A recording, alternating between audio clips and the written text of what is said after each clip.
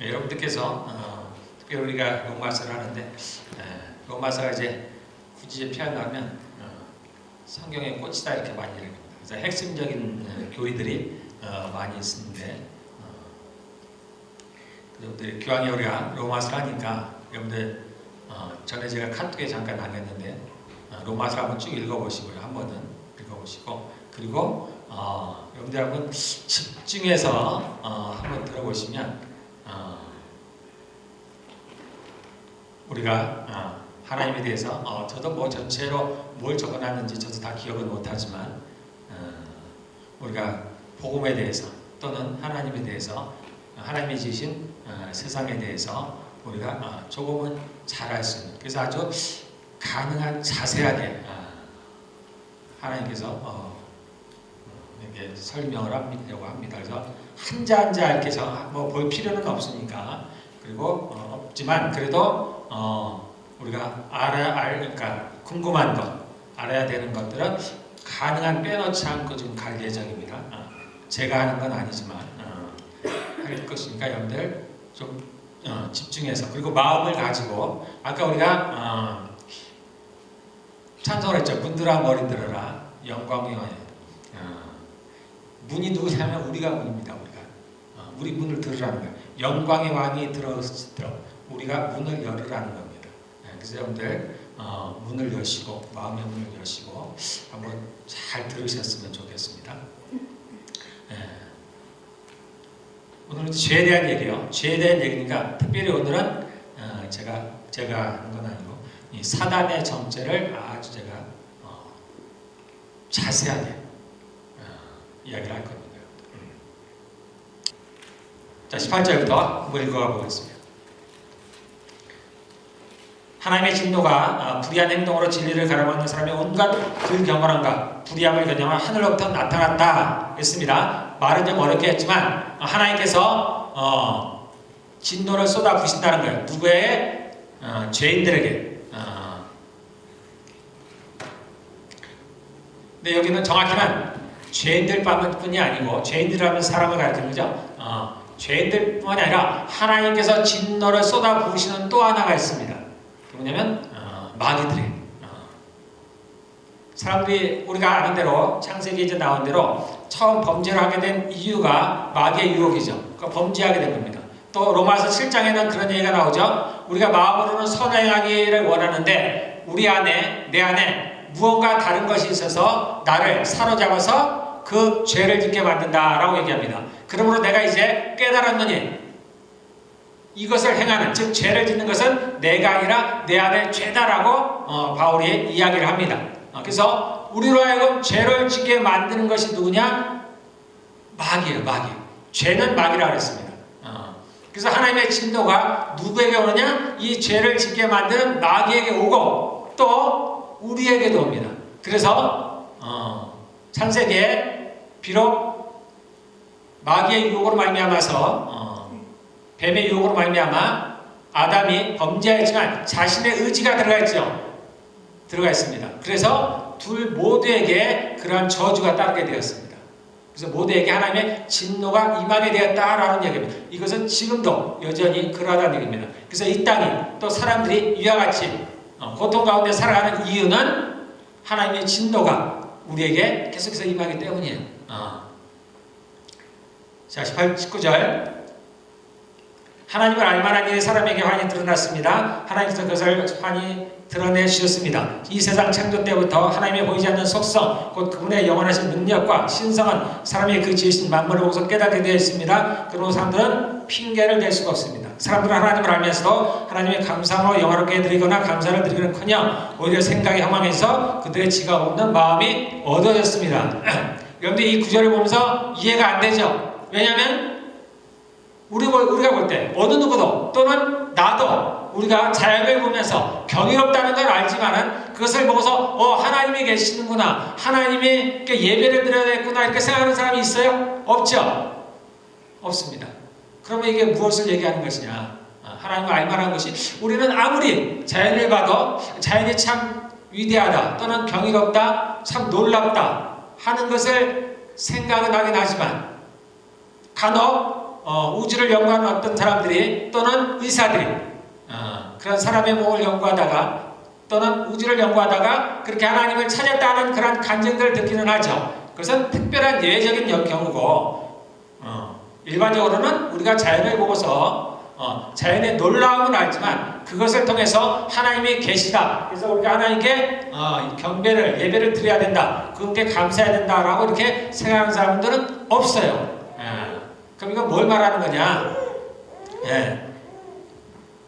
하나는 이 자연 만물 가운데 창조물 가운데 하나님의 보이지 않는 영원한 그분의 속성, 그분의 속성은 두 가지로 나타납니다. 그분의 능력과 그분의 신성. 신성은 뭐라면 신의 성품을 말하는 거죠. 우리가 이 땅에서 배워야 될 게 두 가지라 그랬죠. 하나가 뭐라 했어요? 신의 성품. 그리고 하나의 능력이라 그랬죠. 그래서 우리가 천국에 가서 이것을 가지고 우리가 그 하나님의 나라를 다스린다 그랬습니다. 이 하나님이 만드신 이 세상에도 하나님의 신성과 그분의 영원하신 능력이 나타납니다. 이것은 우리가 이 땅에서 갖춰야 될 능력하고는 좀 다른 개념입니다. 다른 개념이긴 하지만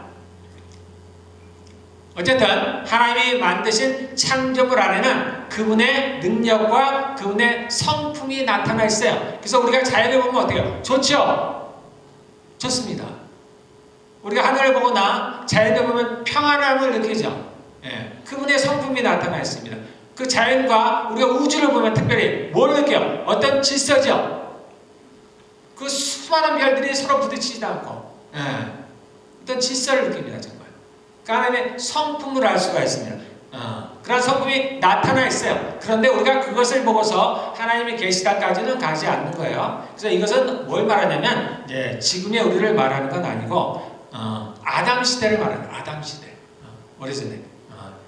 비록 아담이 하와가 그 에덴 동산에 쫓겨났지만 그때 이제 그 태어난 사람들, 그때 천년 보통 1000년을 살아갔죠. 그러한 사람들은 에덴에서 쫓겨난 지 얼마 안 됐기 때문에 그들은 아담으로부터도 많은 이야기를 들었을 것이고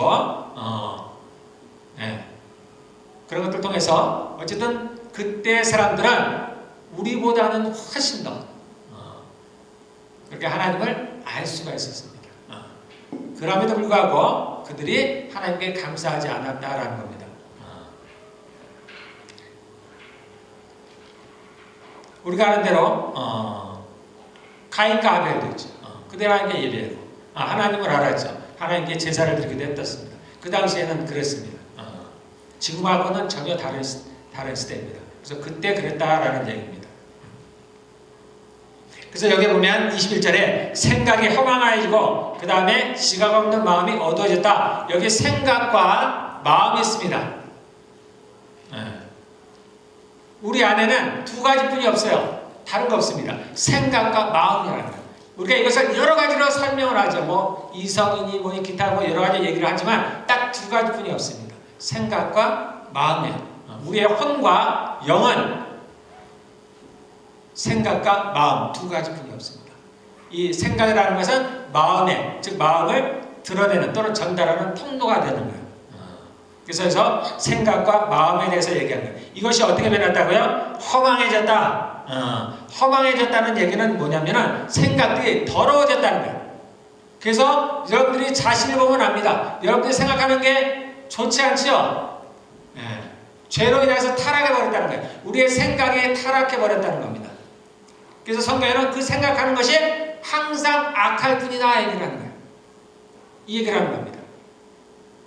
그래서 우리가 에덴 동산에 쫓겨난 이후로 우리의 상태가 어떻게 변했나를 지금 보는 거예요. 하나님께서 그들의 상태로 그대로 두셨다는 얘기는 하나님께서 왜 일부러 그냥 두셨을까 그런 얘기가 아니고 그건 표현이 될 뿐이고 그냥 죄 상태가 이렇게 진행되어 왔다라는 겁니다. 사람이 이렇게 진행되어 왔다는 거예요. 그래서 우리의 생각이 허망해졌다. 우리의 생각이 죄로 말미암아 타락해버렸다라고 얘기하는 거예요. 그 다음에 그 다음에 다음 뭐죠? 마음이 어두워졌다. 지각이 없어. 마음이 어두워졌다는 얘기는 우리가 지혜롭지 못하겠다. 즉 어리석게 되었다라는 겁니다. 우리의 모든 지혜를 잃어버렸다는 거예요. 그래서 예수님께서 뭐라고 말씀하셨어요? 우리가 장래의 눈을 뜨시죠. 그래서 우리가 그걸 마음의 문을 연다 또는 영의 눈을 연다라고 얘기하는 거예요. 우리의 마음이 가려졌습니다. 가려졌어요. 그래서 진리를 진리로 알아보지 못하는 겁니다. 그래서 마음이 어두워졌다는 얘기는 우리가 어리석게 변했다라는 겁니다. 그것은 마치 눈이 가려져서 아무것도 보지 못하는 상태와 같은 겁니다. 그래서 주님께서 뭐라고 하세요? 소경들은 눈을 뜨게 하러 오셨다라는 말씀하시죠. 본다고 하는 자들은 못 보게 하는 거죠. 그래서 여기 생각이 허망해지고 마음이 어두워졌다는 얘기는 그러한 얘기입니다.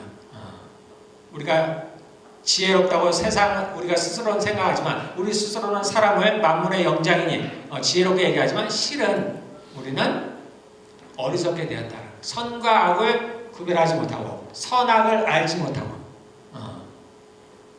그렇게 되었다라고 얘기하는 겁니다. 자, 22절 사람들은 스스로 지혜롭 23절 그들은 썩지 않냐는 하나님의 영광을 썩어 없애 즉 우상을 만들어 버렸다라는 겁니다. 어리석기 때문에 하나님의 영광을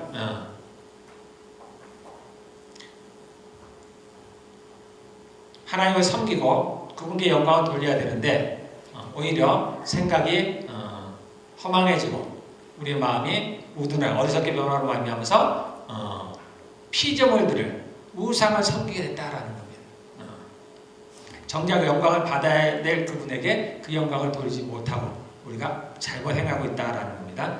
자, 24절 그러므로 하나님께서는 사람들이 마음의 욕정대로 하도록 더러움에 그대로 내버려 두시니 서로의 몸을 욕되게 하였다. 서로의 몸을 욕되게 하였다는 얘기는 26절에 보면은 성적인 부분들의 얘기가 나옵니다. 그래서 같은 얘기는 아니고 여기서 우리의 몸을 욕되게 하였다는 것은 뭐냐면 몸이라고 얘기는 나왔지만 이 얘기는 뭐냐면 우리가 사실은 어떻게 창조가 되었냐면은 천사들보다 우리가 높게 창조했죠. 낮게 창조가 되었어요.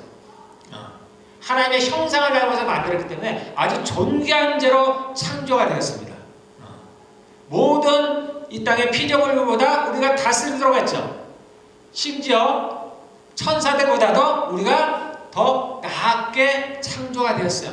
그런데 그럼에도 불구하고 우리가 죄로 말미암아서 어떻게 해요? 우리 몸이 천하게 되었다라는 거예요.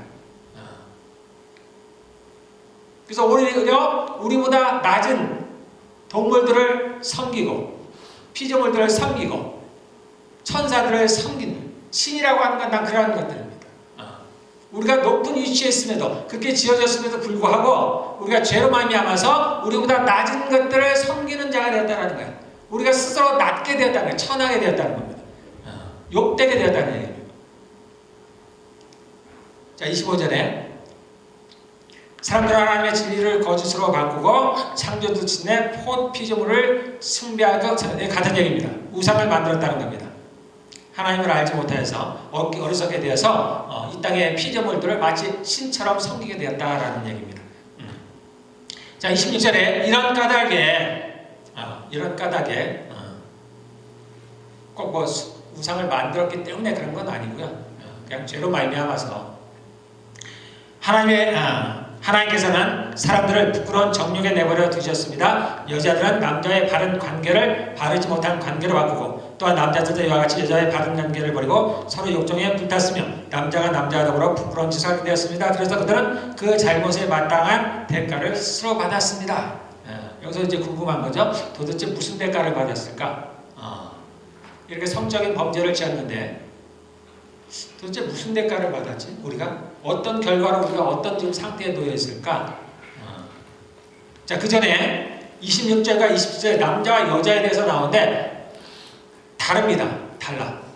여러분들 자세히 보시면은 자세히 본 분도 있겠지만 읽으면서 느낀 게 있죠. 느낀 게 있는 분들이 있을 겁니다.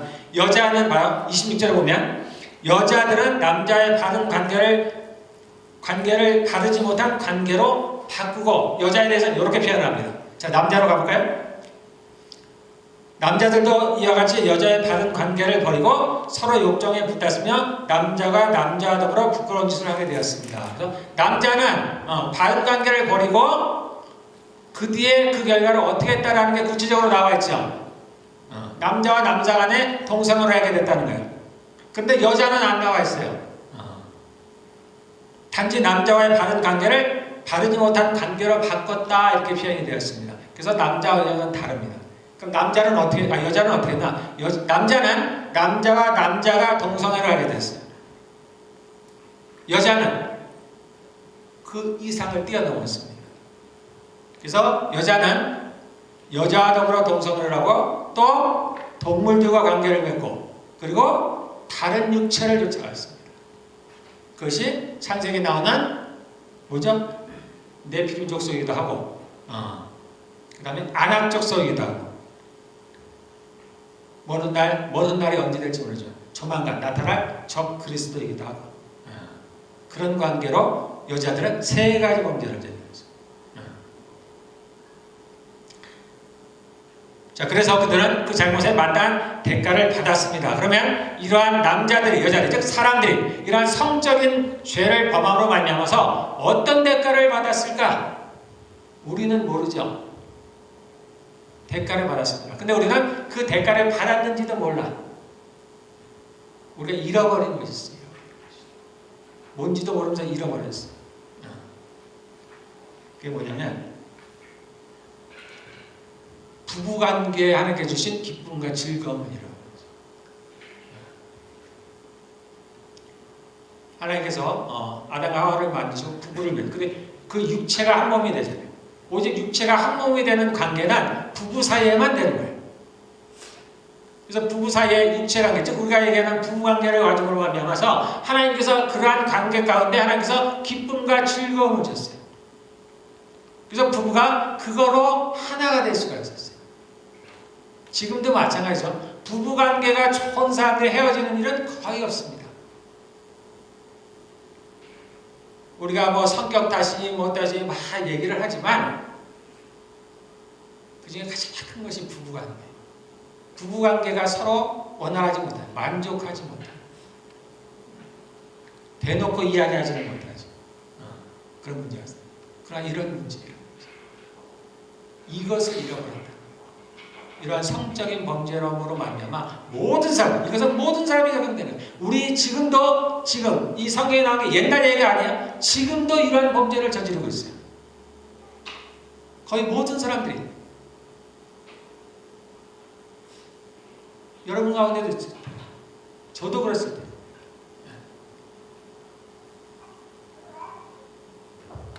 그래서 우리가 부부관계를 맺어도 만족합니다. 그 기쁨과 즐거움이 없어요. 그러니까 어떻게 자꾸 다른 것을 찾는 거예요. 다른 사람을 찾는 거예요. 여기서 그 마땅한 대가를 받았다는 얘기는 그 얘기를 합니다. 그래서 우리 이제 우리가 부부관계가 좋지 않은 이유는 다른 거 없어요. 죄 때문에, 모든 건 죄 때문에. 그래서 여러분들이 혹 부부관계가 좋지 않은 경우에 그러한 자신이나 또는 배우자가 우리가 결혼 전에 그러한 죄를 범하는지를 봐야 됩니다. 여러분들이 그냥 넘어갔다면 반드시 해결해야 돼요. 반드시. 그래서 우리 청년들은 잘 들어야 돼요. 오직 남녀 간의 관계는 부부관계는 부부관계, 말 그대로 부부관계. 세상은 이것을 죄라고 취급하지 않죠? 지금은 그러한 시대예요. 죄를 죄로 여기지 않는 시대예요. 이것에 미혹되면 안 돼요.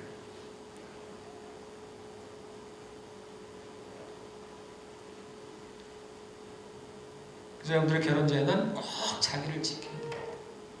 상대방을 지켜줘야 돼요.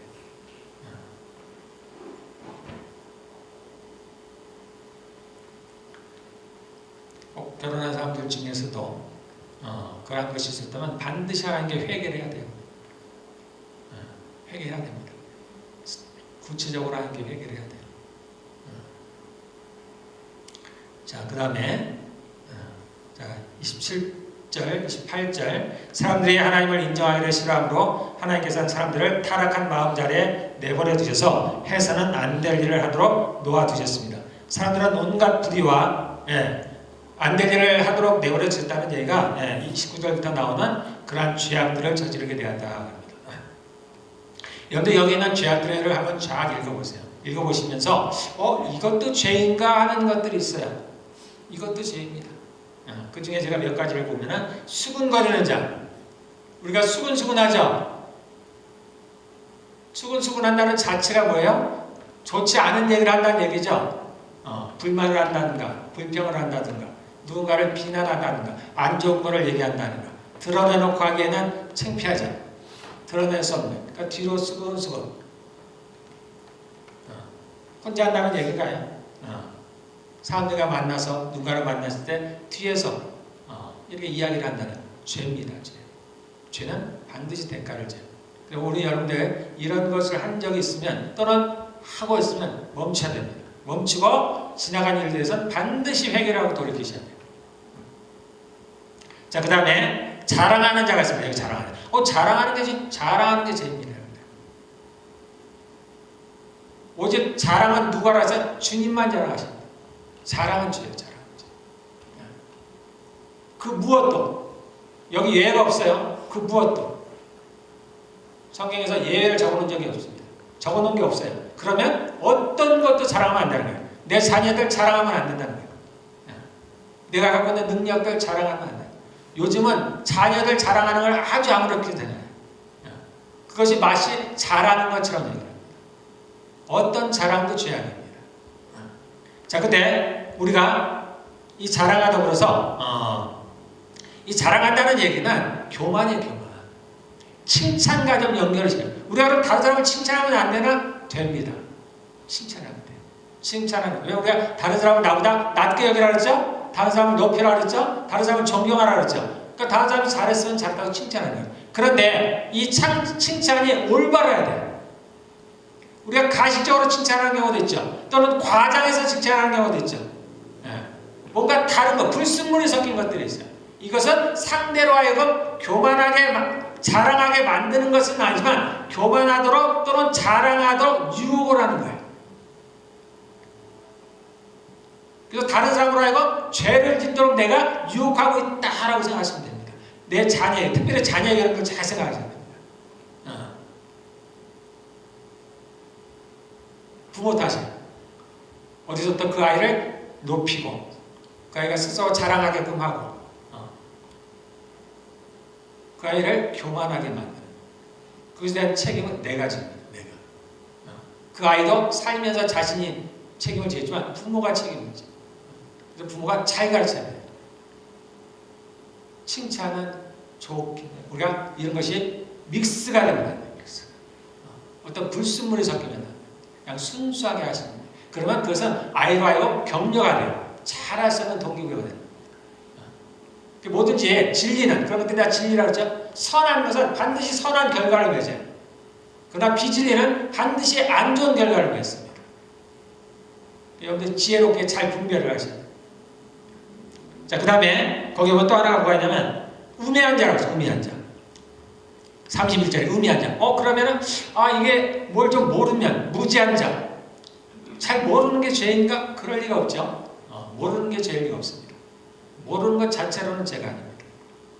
그래서 이 우매한 자 또는 성경 어디에 무지한 자 이렇게 나왔으면 내가 뭘 모르고 공부 안 해서 내가 뭘 모른다. 배우지 않아서 몰라서 그 자체가 죄가 아니고 이거는 그걸 넘어가는 거예요. 즉 이것은 왜곡하는 걸 말하는 거예요. 진리를 왜곡해버리는 거예요. 단순히 모른다는 건 죄가 아닙니다. 그러나 거짓 것을 마치 참인 양 진리가 아닌 것을 진리인 양 또는 진리를 진리가 아닌 양 하는 것들 이런 것들은 죄인 거죠.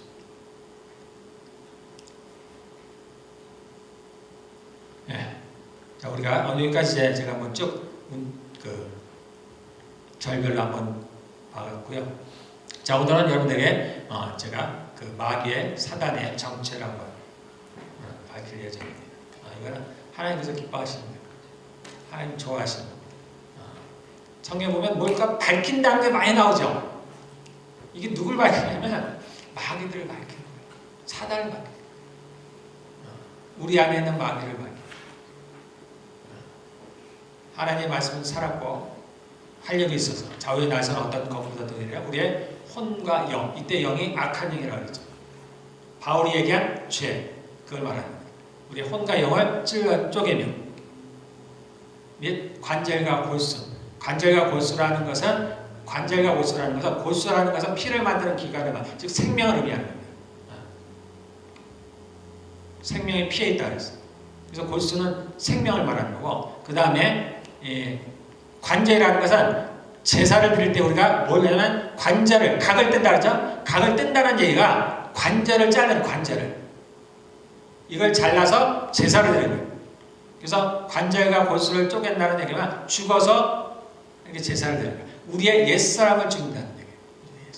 근데 옛사람이라는 것도 사실은 우리의 타락한 육신을 말하는 거죠. 죄와 다 관련이 있는 거예요. 그 다음에 그 뒤에 뭐가 또 나오죠? 마음의 생각과 뜻을, 우리 안에 있는 숨겨진 마음의 생각과 뜻, 이것도 다 마귀에 대한 거예요. 감찰한다, 판단한다, 다 드러낸다 그런 뜻입니다. 그래서 그 다음 구절은 제가 외우지 못하는데, 자, 우리 외우면 한번, 그 다음 구절이 뭐였어요? 네. 전에 외웠죠? 어쨌든 외웠죠. 그래서 우리 만물을 다 드러내신다 그랬죠? 별산하니 앞에 다 드러난다는 거예요. 그 뭘 드러내? 다 같은 얘기야. 같은 얘기를 하거든요. 마귀들을 드러내신다는 거예요. 자, 구약에는 이 마귀에 대해서, 자, 마귀에 대해서 하기 전에 누군가가 어떤 책에서 이런 얘기를 했습니다. 사단이, 마귀가, 용이, 누군지 잘 모르겠는데 어쨌든 사단이 지금 무저갱에 들어가 있다라고 얘기했습니다.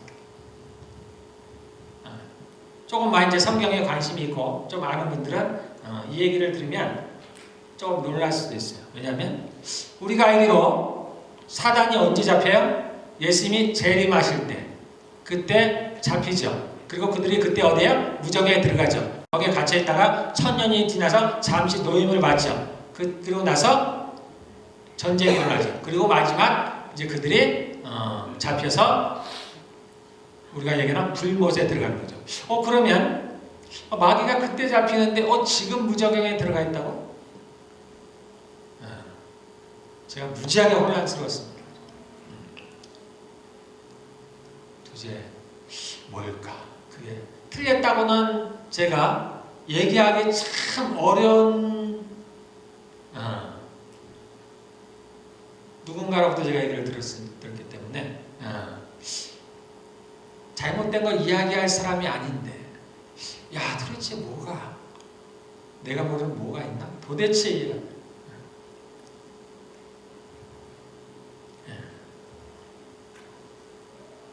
제가 이제 하나님께도 감히 제가 못 물어봤어요. 이것도 전에 지옥을 제가 못 물어보듯이 이것도 하나님께 여쭤보지 못했어요. 내가 생각하는 다른 답이 없으니까. 이거는 A냐 B냐 분명한데 지금 있느냐? 아니면 무저갱에 들어가 있느냐? 둘 중에 하나인데, 성경은 예수님의 재림 때 붙잡힌다고 했으니까 지금은 놓여있는 상태인데 왜 무저갱에 지금 들어가 있다고 했을까? 제가 도대체 이해가 안 됐습니다.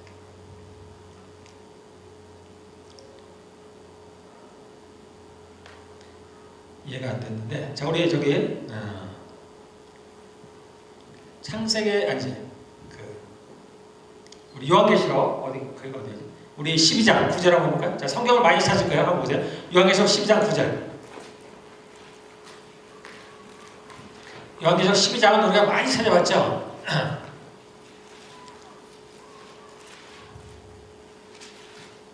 여기 이게 많이 찾아봤는데 이 내용이 무엇인지 잘 아시나 모르겠습니다. 많이는 했긴 했는데 이 장면이 어떤 장면인지. 물론 이제 제가 요한계시록 12장을 앞서서 쫙 하나하나 제가 다 설명하진 않았기 때문에 잘은 모르겠지만 뒷부분만 가보겠습니다. 요한계시록 12장 9절.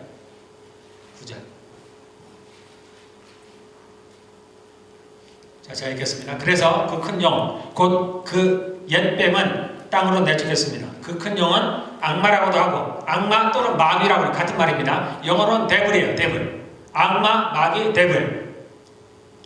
사탄이라고도 하고, 사탄은 영어로는 세이튼 또는 사탄이라고 하는, 우리는 그냥 사단이라고도 합니다. 다 같은 거예요. 영어를 그냥 우리가 그대로 써요. 사단이라고 씁니다. 사탄이라고도 하고 온 세계를 미혹하는 자입니다. 자, 그 다음에 자, 봐요. 여기서 그래서 그 큰 영, 그 큰 영은 뭐예요? 곧 그 옛뱀. 옛뱀이라는 건 뭐겠어요? 우리가 아는 대로 하와를 유혹했던 뱀을 말하겠죠? 그 뱀을 말하는 거예요. 그런데 용은 뭐 영어로는 드래곤이겠지. 제가 안 봤지만 드래곤이겠죠. 그럼 이 용이 옛날에 옛뱀이에요. 그게 용이란 얘기죠. 같다는 얘기예요. 그런데 옛뱀은 땅으로 내쫓겼다. 그 큰 용은 악마라고. 그런데 이 큰 용을 또 뭐라고 부른다고요? 악마라고도 불러. 그리고 사단이라고 불러. 예. 이제 여기서부터 의문이 시작되는 겁니다. 전에는 몰랐는데 막연하게 사단, 그냥 한국말로 사단, 영어로는 Satan, 데블, 악마, 이건 또 뭐야? 그런데 여기 보니까 그 큰 용이 하늘에서 떨어졌는데 이 용을 악마라고도 하고 사단이라고 하고. 제가 여기서 이제 의문이 생겼습니다. 전에는 막연하게 영어가 다르고 한국말이 다르니까 다르게 표현했다 이렇게 생각을 했는데 지금 제가 이걸 이 구절을 보면서 그렇지도 않은 거예요. 영어와 한국어와는 별개로 그냥 세 개로 불려지고 있어요. 용이 있고 그 용은 또 뭐라고 부른다고요? 악마라고도 부르고 또는 그 용을 사단이라고 부른다. 이상하죠? 왜 똑같은 존재인데 우리는 똑같은 존재라고 생각합니다. 똑같은 존재인데 왜 용이라고 부를까? 용을 옛뱀이라고 하는 건 이해가 돼요. 예전에 뱀으로 나타났으니까 그거는 문제가 안 되는데 왜 용을 그럼 용이라고 그러지? 왜 악마라고 부를까? 왜 마귀라고 부를까? 또는 왜 사단이라고 부를까?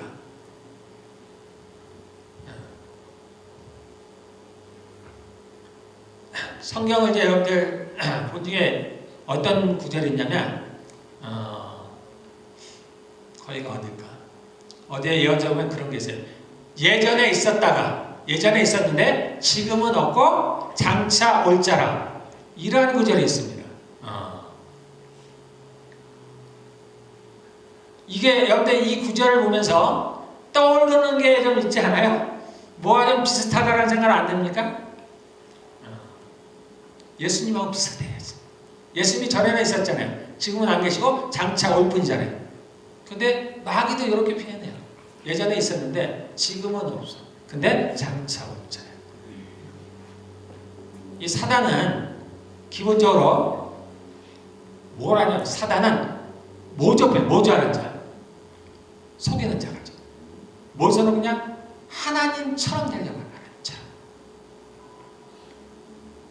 하나님처럼 되려고 하는. 그래서 왜 이것이 셋이냐? 사단도 셋입니다. 셋인데 하나예요. 셋인데 하나. 그래서 우리가 사단이라고 부릅니다. 그걸 나누면은 용이 있고 마귀가 있고 사단이 있고. 그래서 그들은 셋이에요. 존재가 셋입니다. 존재가 셋. 하나님을 반역했던 천사들이 하나만 있는 게 아니에요. 많이 있습니다. 우리가 아는 대로 음녀가 있죠? 음녀도 하나님을 반역하는 것 중에 하나예요. 그들은 여기보다 사단보다도 힘이 있어요. 높이 있습니다. 사망, 마지막에 멸망받은 원수가 누구예요? 사망이에요. 사망이라고 표현했지만 그냥 개념적으로 사망, 죽음을 말하는 게 아니고 사망이라는 어떤 타락한 천사를 말하는 거예요. 그래서 마지막에 어때요? 사망의 불지옥에 들어가죠? 그 불지옥에 들어가는 거예요. 음부와 사망도 들어가는 거예요.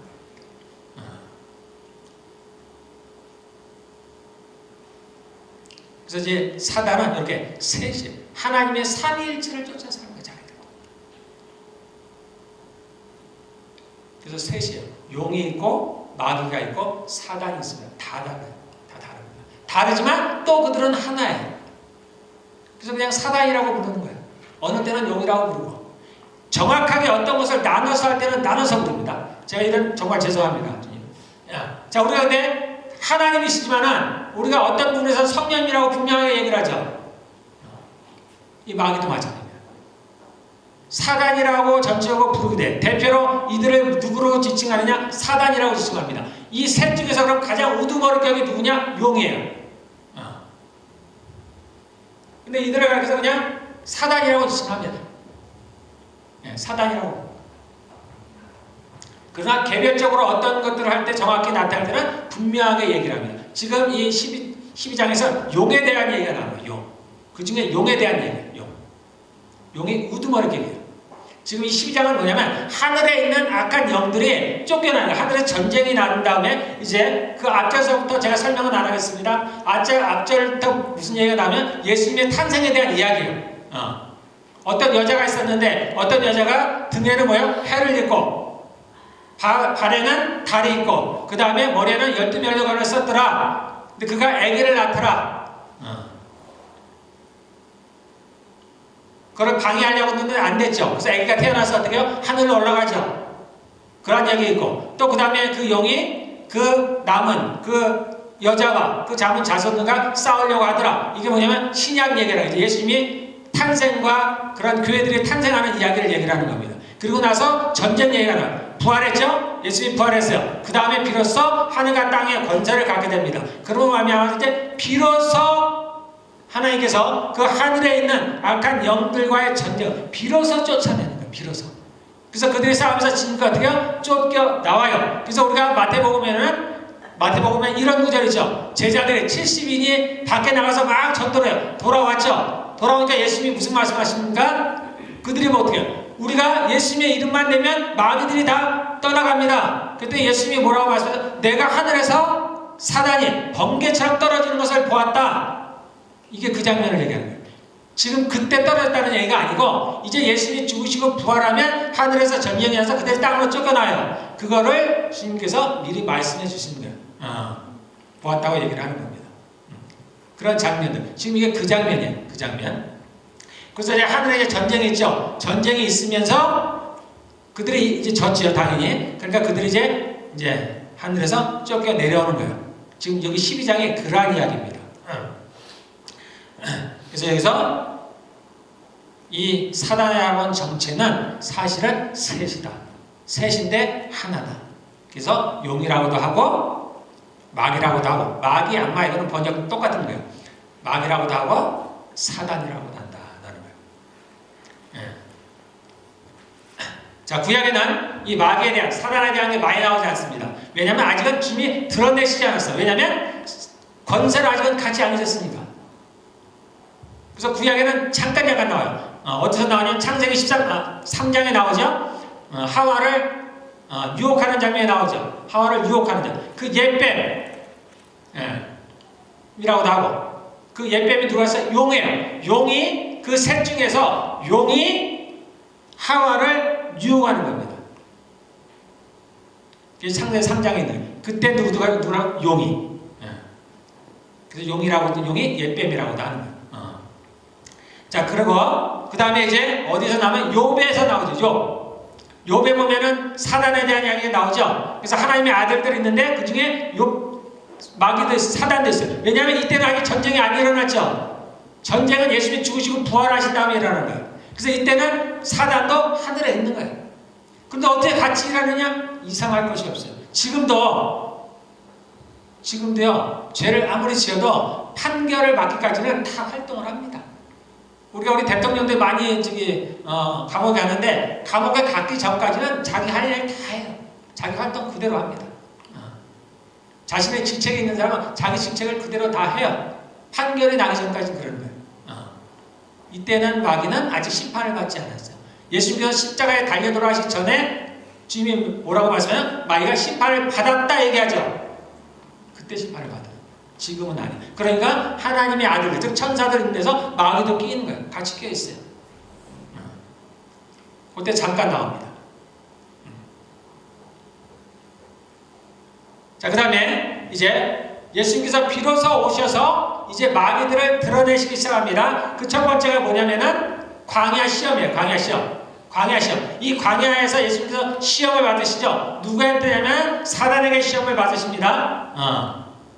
근데 이 장면은 이거는 무슨 얘기냐면은 여기 구약에 보면은 대속죄일이라고 있습니다. 이스라엘의 절기가 7가지가 있어요. 그 중에 7월 10일이 대속죄일인데 7월 10일 대속죄일은 말 그대로 이스라엘 전체의 죄를 속죄하는 날이에요. 1년에 딱 한 번입니다.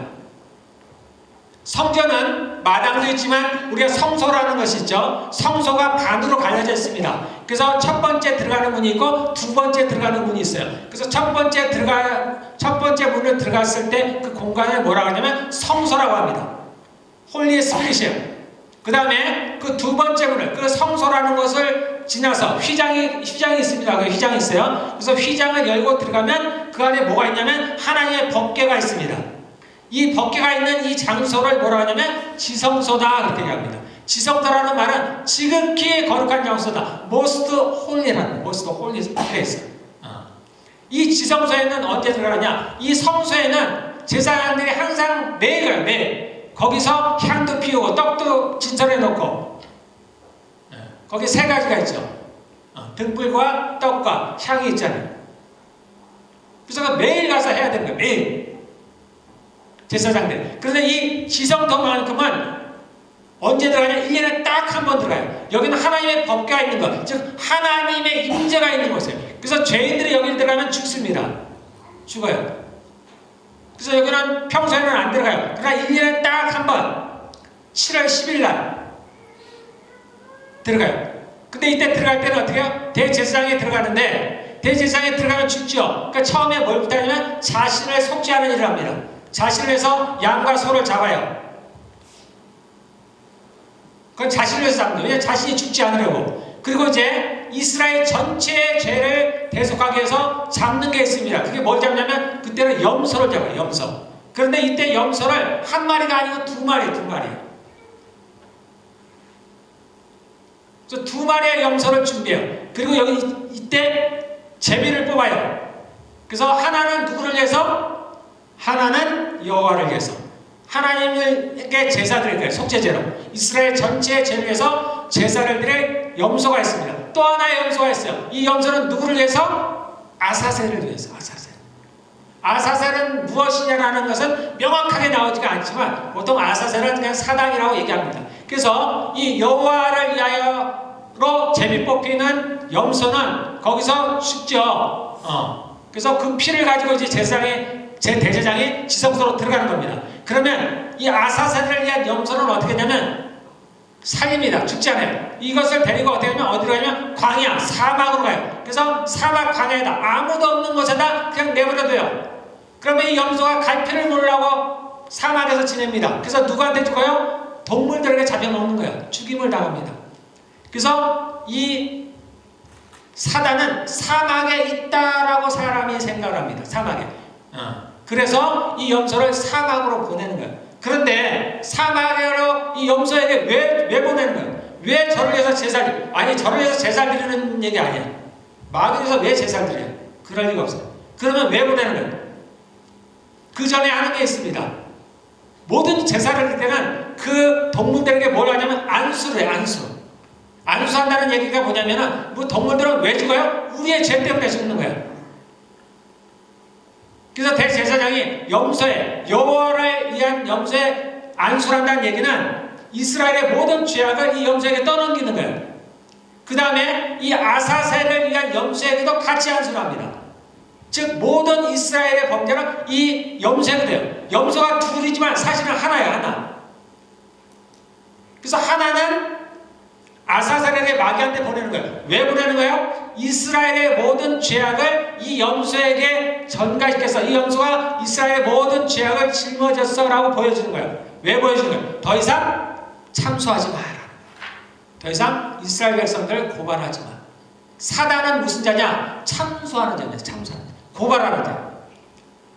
죄가 다 사해졌으니까 너가 지금 보지, 이 염소에 모든 이스라엘 사람들의 죄가 여기 전가했으니까 이제 이거는 죽을 거니까 더 이상 이스라엘 사람들 그 1년간에 있었던 죄로 말미암아서 그들을 참소하지 마라는 얘기예요. 그래봐야 소용이 없다는 얘기입니다. 그래서 보내는 거예요. 예수님이 세례를 받으시고 가는 거예요. 세례를 받으시고 광야에 가서 바로 광야에 왜 가느냐? 아사셀의 염소로 가는 거예요. 예수님께서 아사셀의 염소가 되는 겁니다. 그래서 이 세례 요한이 예수님에게 세례를 준 것이 마른 세례지만 뭐라고 했어요? 안수한 거라 그랬죠. 인류의 모든 죄악들을 예수님에게 옮겨준 거예요.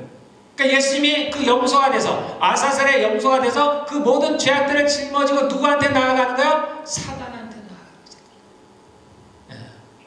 이거 정말 눈물이 나는 거예요. 하나님께서 자신의 피조물, 더군다나 자신을 배반하고 있는, 적대하고 있는 그 대적에게 주님께서 나아가는 거죠. 그 무릎을 꿇고 나아가는 거예요. 우리를 위해서, 우리의 모든 죄악을 가지고서 그 마귀에게 나아가는 거예요. 구약의 아사셀의 염소처럼 이스라엘의 모든 죄를 짊어진 염소가 그 사단에게 나아가듯이 우리 인류의 모든 죄악을 짊어진 예수님께서 그 사단에게 나아가는 거예요. 내가 인류의 모든 죄를 짊어졌다. 봐라. 더 이상 참수하지 말아라. 우리는 예수님이 시험을 받으라. 아니요. 하나님은 시험을 받으실 분이 아니에요. 그분이 왜 시험을 받아요? 이 마귀가 어땠을 것 같아요? 기고만장했습니다. 그 전능하신 하나님이 자신에게 왔어요. 그런 모욕도 없죠. 그런 모욕을 하고 그런 굴욕을 갖고 예수님이 사단에게 나아갔습니다. 사단이 자신의 승리했던 쾌재를 부르는데 그래서 기고만장을 했습니다. 그래서 그거 감히 그 전능하신 하나님을 시험하는 거예요. 너 한번 떡을 만들어봐. 하나님의 아들이지, 떡 한번 만들어. 저에서 한번 떨어져봐. 하나님이 구해준다면 한번 떨어져봐. 나한테 한번 경배해볼래? 내가 해서 다 줄게. 그 하나님께서 그 굴욕을 그대로 참으십니다. 그대로 참으십니다. 그 시험에 그대로 응해주십니다. 주님도 참으십니다. 얼마 안 남았어요. 그때 예수님은 이제 하나님께 비로소 바쳐졌습니다. 이제 비로소 하나님께서 합당한 예물이 되는, 제물이 되는 거죠. 물론 아사셀의 염소는 바로 죽임을 당하지만 예수님은 바로 죽임을 당하지 않습니다. 때가 돼서 이제 그로부터 3년이 지나서 십자가에서 죽음을 당하시지만 이때 제물로 바쳐진 이때 마귀에 대한 얘기가 나와요. 자, 우리가 한번 봐볼까요? 자, 마태복음 우리 4장 시험 받는 장면입니다. 마태복음 4장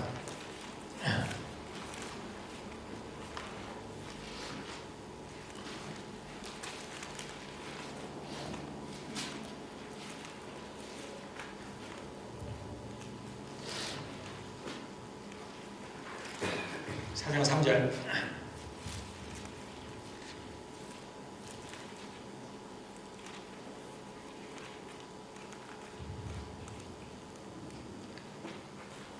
제가 아까 사단은 뭐라 했어요? 참수하는 자. 잘 기억해 두세요.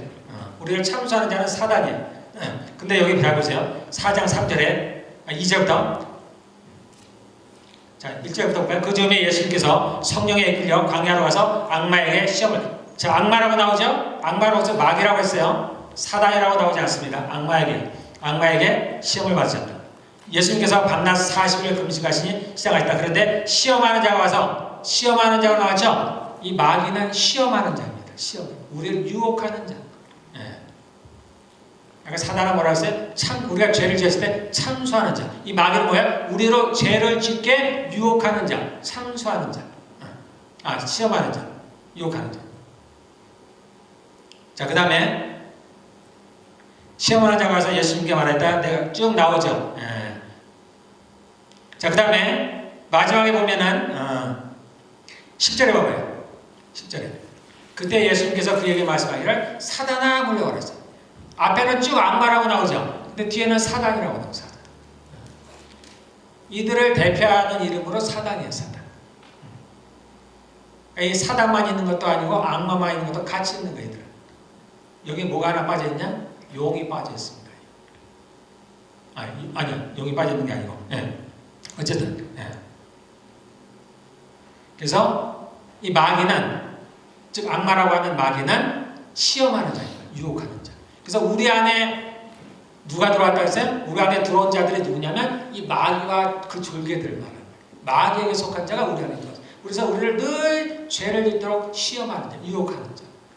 우리 안에 들어온 건 사단이 아니고 용이 아니고 마귀들과 마귀의 졸개들이 들어와요. 그래서 우리를 늘 시험하는 거예요. 그래서 우리가 죄를 지으면 이제 사단이 또는 그의 졸개들이 와서 우리의 죄를 가지고 참sol하게 돼요.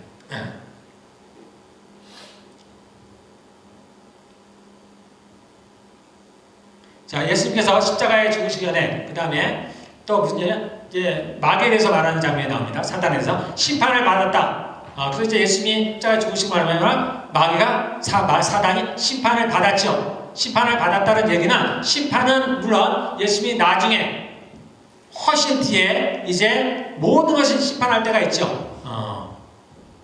이때 심판을 받았다는 얘기는 이제 마귀가 유죄 판결을 받았다는 거예요. 유죄 판결을 받았다는 거예요. 유죄 판결을 받았으니까 어때요? 이제 마귀는 자기 모든 권세를 잃어버리게 되는 거예요. 자, 그 다음에 또 예수님이 뭐라고 생각하냐면, 이제 이 세상 임금이 오지만 이 세상 임금, 마귀는 이 세상 임금이라고 표현합니다. 또는 이 세상의 신, 즉 이 세상을 잡고 있는 게 그예요. 아직도. 그리고 공중의 권세 잡은 자, 이렇게 얘기하죠. 그래서 우리가 하늘을 몇 개로 나누는데 1층천, 2층천, 3층천을 얘기합니다. 그래서 3층천은 바울이 갔다고 하는 3층천, 낙원이 있는 곳, 하나님이 계신 곳. 2층천은 마귀들이 있는 곳. 그래서 그 2층천에 마귀들이 있는 곳이에요. 그래서 거기를 그러기 때문에 그냥 공중의 권세 잡은 자다, 이렇게 얘기를 합니다. 1층천은 우리가 사는 곳이고. 자, 그 다음에 나와 상관이 없다라고 얘기합니다. 이제는 이 예수님이 돌아가시 전이죠. 이제 이 마귀가, 사단이 예수님을 고소할 것이 더 이상 없다라는 거예요. 더 이상 이제 그는 나와 관계가 없다라는 거죠. 예수님이 십자가에 다니시기 전의 얘기입니다. 그 다음에 또 뭐라고 하냐면, 이 세상 임금이 올 터인데 그러므로 내가 말을 하지 않겠다라는 겁니다. 그래서 이 세상 임금이 올 것인데, 이것은 무슨 표현이냐면, 이제 예수님이 십자가에 죽으시고 부활해서 하늘에 전쟁이 있으니까 하늘에서 쫓겨나죠. 그래서 쫓겨난 그 사단이 땅으로 내려올 거라는 얘기예요. 마시는 겁니다. 그리고 더 이상 내가 말을 많이 하지 않겠다라는 얘기는, 말을 많이 않겠다는 얘기는 이제 예수님께서 부활해서 승천해서 올라가시겠다는 거예요. 대신에 누구를 보내주시겠다고요? 성령을 보내시겠다는 겁니다. 그걸 이렇게 표현한 겁니다. 자, 그 다음에 이제 예수님께서 많은 이제 귀신들을 쫓아내는, 드러내는 일들을 하시죠. 그리고 뱀과 전갈을 밟으면 원수의 능력을 우리에게 주셨다라고, 재활 능력 주셨다 얘기하고, 그 다음에 마가복음에 뱀을 집으며 무슨 벌을 받을지라도, 이때 뱀이 뭐라 그랬어요? 마귀라 그랬죠. 사단이나 마귀. 그들을 집어올린다는 얘기는 아니라 들어올린다는 거예요. 드러낸다라고 그랬죠. 드러내. 그리고 그를 쫓아내기도 하는 겁니다. 그래서 무슨 독을 마실 때도 해를 받는지 아는 거예요. 무슨 독이라는 건 뭐예요? 그들이 쓰는 무기는 뭐예요? 그들은 참수하는 거예요. 참수하는 거예요. 사단아, 너의 쏘는, 사망아, 너의 쏘는 것이 무엇이냐? 그들의 쏘는 것은, 즉 그들의 무기는 죄요. 뭐죠? 죄요. 그들의 뭐라고 했어요? 너의 쏘는 것은 죄며 죄의 권능은, 그렇죠. 율법이다, 이렇게 얘기해요. 그래서 마귀가 쓰는 건 죄를 가지고서 우리가 죄를 지을 때 참수하는 거야.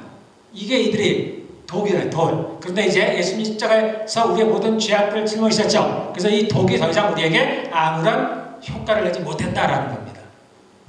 자, 이사야서 14장. 우리가 사단을 얘기할 때 가장 많이 이용하는 거예요. 이사야 14장.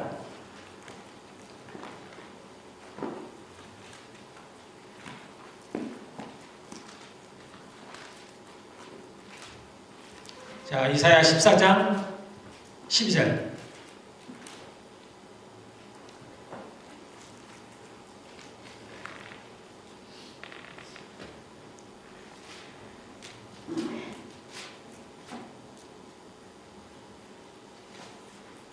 자, 14장 12절. 자, 읽겠습니다. 웬일이냐? 이사야 14장 12절입니다. 여러분에게 하는 얘기가 아니고 성경이에요. 웬일이냐? 너 아침의 아들 새벽보라. 너 아침의 아들 새벽보라. 이게 이름이야, 이름. 그래서 어디에서? 여러분들 루시퍼라고 들어봤죠? 이게 루시퍼예요. 번역을 하면 루시퍼. 그래서 루시퍼는 사단의 이름이에요. 사단의. 아침의 아들 계명성아, 이게 이름이에요. 부르는 거죠. 부르는 거예요. 너 아침의 아들 계명성아, 아침의 아들 새벽바라, 너 루시퍼야. 새벽바라, 내가 하늘에서 떨어지다니. 지금 이거는 이사야죠. 예수님 오시기 전에 700년 전에 예언을 좀 하고 있는 거예요. 이들이 멸망할 것을 예언하고 있는 겁니다. 새벽바라, 내가 하늘에서 떨어지다니. 민족들을 짓밟아 맥도 못 추게 하던 내가 통나무처럼 찍혀서 땅바닥에 나뒹굴다니. 자, 이게 언제적을 얘기하느냐? 아까 얘기한 계시록 12장을 얘기하는 거예요. 12장. 그때 위에서 쫓겨나죠. 떨어지는 거예요. 그걸 좀 예언하고 있는 겁니다. 웬일이냐 너 아침이 아들 새벽바라, 내가 하늘에서 떨어지다니. 민족들을 짓밟아 맥도 못 추게 하던 내가 통나무처럼 찍혀서 땅바닥에 나들다니. 너가 평소에 늘 장담하지. 내가 가장 높은 하늘로 올라가겠다. 하늘의 별들보다. 하늘의 별들이라는 얘기는 하늘의 천사들을 말하는 거야. 하늘에 있는 천사들 그 누구보다도, 하나님의 별들보다도 너 높은 곳에 나의 보좌를 두고 높은 곳에 올라가겠다 그런 거야. 모든 천사들보다 내가 높아지겠다라고 하던 너가 저 멀리 북쪽 끝에 있는 산 위에, 저 멀리 북쪽 끝에 있는 산 위에 신들이 모여있는 그 산 위에, 북쪽 끝에 신들이 모여있습니다. 이 신들이 뭐예요? 천사들을 말하는 게 아니고 타락한 천사들을 말하는 거예요. 자기들을 신이라고 해요. 그들이 모여있는 곳이 있어요. 우리가 얘기하는 둘째 하늘을 말하는 거예요. 여기에 모여있습니다. 여기서 자리를 잡고 있어요. 14절에 내가 저 구름이라는 건 뭐냐면 하나님의 영광을 나타낼 때 구름이에요. 그래서 구름 위에 올라간다는 얘기는 하나님과 내가 비기겠다는 거예요. 하나님이 계신 곳까지 내가 올라가겠다는 얘기입니다. 내가 저 구름 위에 올라가서 가장 높으신 분과 같아지겠다 하더니, 그렇게 말하던 너가 스올로, 자, 스올이라는 게 있죠. 자, 우리가 이제, 자, 죽으면 가는 곳이 스올입니다. 우리가 한글로는 음부라고 써야 되는 거예요. 음부. 사람이 죽으면 다 어디로 가냐? 음부로 가요. 음부. 이 스올로 들어갑니다. 전에는. 그런데 지금은 나눠져 있어요. 지금은 어디로 가요? 죽은 영혼이. 우리가 죽으면 어디로 가요? 우리는 음부로 가지 않습니다. 그럼 우리는 어디로 가요? 낙원에 가는 거예요. 낙원. 그럼 낙원은 어디에 있느냐? 예전에는 이 음부에 낙원이 함께 있었어요. 함께. 그런데 예수님께서 십자가에 죽으시고 부활하시면서 어떻게 됐어요? 내가 사망과 음부의 열쇠를 갖게 됐죠. 그래서 그 음부 안에 있는 자신의 속한 사람들, 즉 의인들이요. 예수님께서 부자와 나사로의 비유를 얘기하시죠. 그때 나사로와 또는 아브라함이 함께 있죠. 이렇게 음부지만 나눠 있습니다. 그래서 죄인들에 있는, 부자가 있는 죄인들, 그 다음에 나사로와 아브라함이 있는 낙원, 그때는 그렇게 함께 있었습니다. 근데 예수님이 죽으시고 부활하시면서 이제 그 의인들을 데리고 어디 오냐면 하늘로 올라가신 거예요. 3층천에. 그래서 지금은 낙원이 3층천에 있습니다. 그래서 바울이 예수님을 만나서 내가 세 번째 하늘에 올라갔다 그러죠. 그때 예수님을 봤다 그러죠. 그게 셋째 하늘, 낙원을 말하는 겁니다. 그래서 이 스월이라는 것은 이때는 아직 안 나눠져 있어요. 스월. 그러니까 보통 우리는 이것을 그냥 지하라고 생각하는 거예요. 땅속. 그런데 실제로는 땅속에는 아무것도 없어요. 이건 어떤 하늘입니다. 둘째 하늘이겠죠. 둘째 하늘. 그래서 이곳에 스월로, 그래서 즉 죽은 이제 자들이 들어가는, 죽은 영혼이 가는 게 스월이에요. 그러면 악한 영혼들은 죽습니다. 악한 영혼들이 죽으면 어디로 가요? 심판이 되기 전에 사람이 죽으면 다 음부로 갑니다. 그러면 악한 영혼들이 죽으면 그들의 영혼은 어디에서 대기하고 있어요? 심판 때까지. 무저갱에서 대기해요. 무저갱. 그런데 여기에 보면 그렇게 말하던 내가 스월로, 땅 밑 구덩이에서도 맨 밑바닥으로 떨어졌구나. 그럼 왜 스월이에요? 스월 맨 밑바닥, 즉 무저갱은 스월 아래에 있어요. 아래, 더 밑바닥에, 가장 밑바닥에 있는 겁니다. 그래서 스월로 땅 밑 구덩이에서도 맨 밑바닥으로 떨어졌구나. 너를 보는 사람마다 한때 왕노릇하던 너를 두고 생각에 잠길 것이다. 이 자가 바로 세상을 뒤흔들고 여러 나라를 떨게 하며 땅을 황폐하게 만들며 성읍을 파괴하며 사로잡힌 사람들을 제 나라로 돌려보내지 않던 그 자인가 할 것이다. 이거 지금 누가 얘기하는 거예요? 이사야가 얘기하지만 누가 이렇게 얘기할 거라는 거예요? 같은 마귀들끼리 얘기를 하는 거예요. 무적에게 마귀들 있죠? 그런데 어느 날 이 자가 하늘에서 떨어져서 무적의 아래로 들어온 거야. 그러니까 그 마귀를 보고서 지금 얘기한다는 거야. 이렇게. 예. 그러면 자, 이자는 우리가 아까 사단이 셋이라 했죠. 용과 마귀와 사단이 있어요. 그럼 그 중에 누구를 말하는 걸까? 여기서는 이거는 용을 말하는 거예요. 용. 이 중에 용이에요. 용. 용에 대해서 얘기하는 거예요. 예. 그래서 용은 어떤 자인가? 교만한 자예요. 교만한 자. 우리가 원죄라고 할 때 원죄가 뭐라고 얘기한다고 했어요? 원죄는 교만이에요. 교만. 사람의 교만. 우리가 하나님까지 높아지라는 것. 우리가 우리 스스로 살아갈 수 있다고, 우리가 스스로 왕이 되려고 이게 교만. 그래서 원죄는 교만이에요. 교만. 그래서 처음에 아담을 유혹하던 자가 누구였다고요? 옛뱀이 누구라고요? 용. 용은 누구라고요? 교만한 자. 그래서 원죄가 교만이에요. 교만.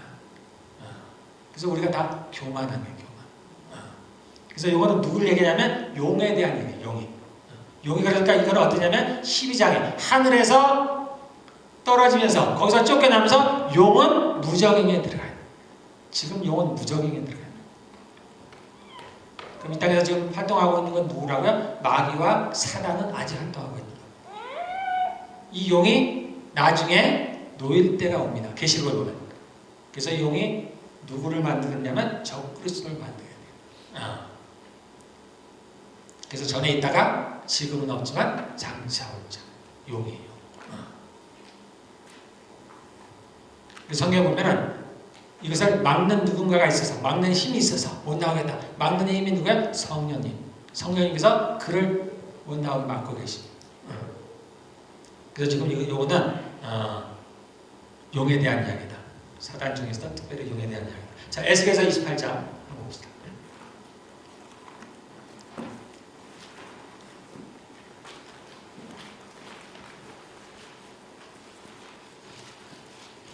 에스겔서 28장 12절. 이 사단에 대해서 표현할 때 보통 바벨론을 비유로 많이 듣고, 그 다음에 시돈을 많이 듣고, 두로와 시돈.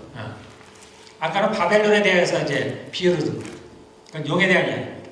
자, 그러면 여기 시돈인가 두로인가? 두로왕에 대해서. 에스겔서 28장 12절부터 보겠습니다. 자, 11절부터 볼게요.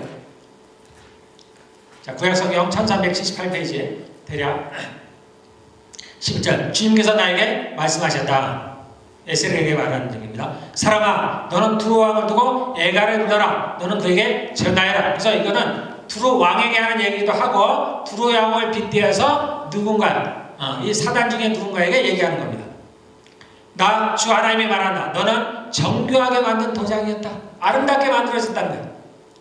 지혜가 충만하고 흠잡을 데 없이 아름다운 도장이었다. 너는 옛날에 하나님의 동산 에덴에서 살았다. 이 땅에 있는 에덴을 말하는 건 아니겠죠. 하나님의 동산을 말합니다. 너는 온갖 보석으로 내 몸을 치장하였다. 홍보석과 황보석과 금강석과 녹주석과 홍옥수와 벽옥과 청옥과 남보석과 취옥과 황금으로 너의 몸을 치장하였다. 내가 창조되던 날에 이미 소고와 비파도 준비되어 있었다.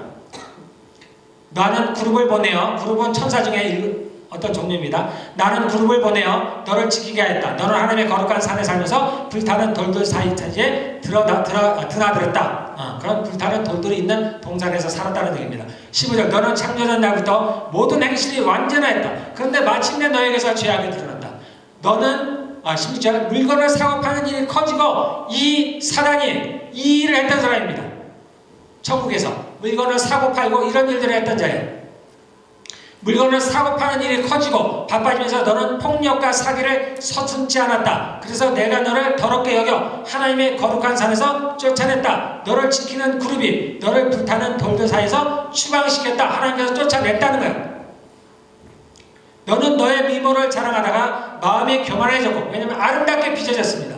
근데 이름하며 하면서 교만함이 생겼어요. 마음이 교만해졌고 너의 영화를 자랑하다가 지혜가 흐려졌다. 그래서 내가 너를 땅바닥에 쓰러뜨려 왕들 앞에 구경거리가 되게 하였다. 자, 요거는 자, 아까 우리가 사단이 셋이라고 그랬죠? 그래서 요거 나왔어요. 이거는 누구에 대한 이야기 같아요? 자, 요거 누구에 대한 얘기냐면 마귀입니다. 마귀에 대한 얘기. 그래서 마귀는 뭐예요? 미혹하는 자. 미혹하는 자. 자, 이 땅의 신을, 이 땅의 돈의 신을 여러분들 뭐라 그러는지 아세요? 만몬신이라 그래요. 만몬신이 누구예요? 이 마귀. 사고 파는 거에 따르죠. 그래서 돈으로 사람을 유혹하는 거예요.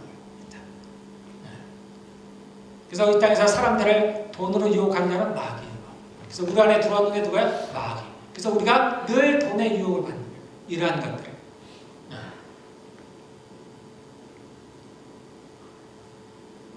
그래서 제가 완벽하지는 않지만 언니가 조금 더 제가 추가해서 얘기할 수는 있겠지만 사단의 정체에 대해서 비로소 이제 드러나는 겁니다. 하나님께서 드러내셨어요. 그래서 애들이 하나가 아니다. 셋인데 하나다라는 거예요. 그 중에서 용이 우두머리 개고 그는 지금 무적에게 갇혀 있고 이제 둘이 남아 있죠. 사단과 마귀라는 게 남아있어요. 우리 안에 들어와 있는 악한 영은 마귀들이다. 그래서 우리를 늘 유혹한다. 죄를 짓도록.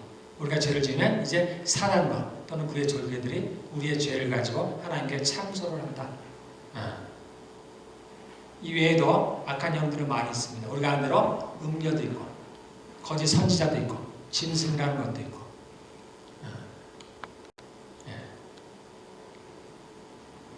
그런데 이제 예수님께서 십자가에 죽으시고 부활하시면서 우리에게 권세를 주셨다. 그들의 모든 무장을 해제했다. 즉 그들이 무슨 독을 우리가 마실지라도 해를 입지 않는다. 그들의 무장을 해제했다는 거예요. 그들은 죄를 가지고 또 율법을 가지고서 우리를 고소하고 고발하는 게 그들의 무기입니다. 우리가 생각해서 우리가 마귀에게 공격을 받아 얘기해. 아니, 그런 일은 없어요. 그렇게 불법을 할 수 있는 게 아니에요. 우리가 어떤 일을 당하면 우리의 죄 때문에.